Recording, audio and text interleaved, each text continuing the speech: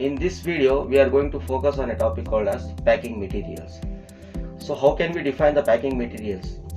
So packing materials are defined as they are used for packing the pharmaceutical products for ease in distribution and sale. Types of packing materials. There are two types of packing materials. The first one is primary packing material. So the primary packing material comes in direct contact with the formulation. Means the formulation is directly in contact with this packing. Example for primary packing is, for example, bottles are there, vials are there, ampules, and the blister. In the blister packing, the PVC and aluminum foil, which is in immediate contact with the tablets or capsules.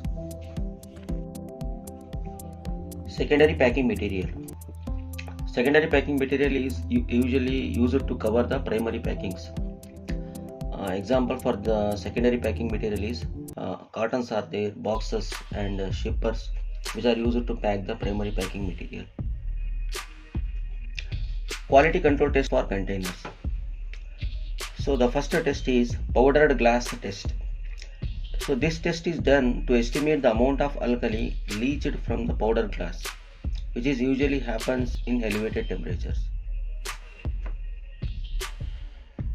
So now what is the procedure for the powdered glass test? How can we perform the powdered glass test? The first step is the sample containers are selected and they are rinsed with purified water and they are subjected for drying process.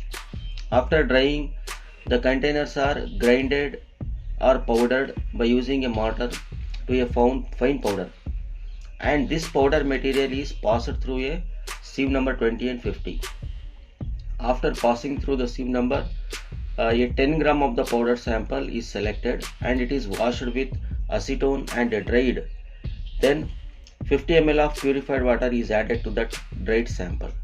After that, they are subjected for autoclaving process at 121 degrees centigrade for about 30 minutes and cooled and then decanted.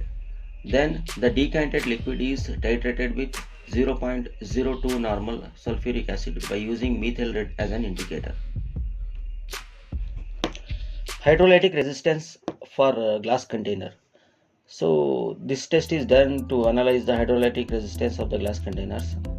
So what is the procedure means? Here each container is rinsed at least three times with the carbon dioxide free water and filled with the same to their filling volume.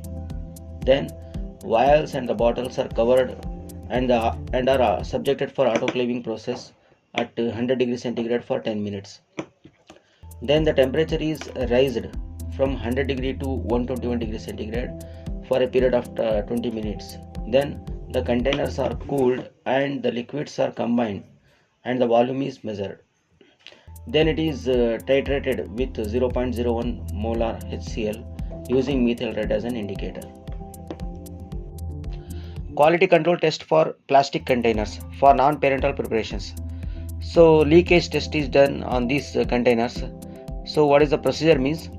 10 containers are filled with water and fitted with the intended closure.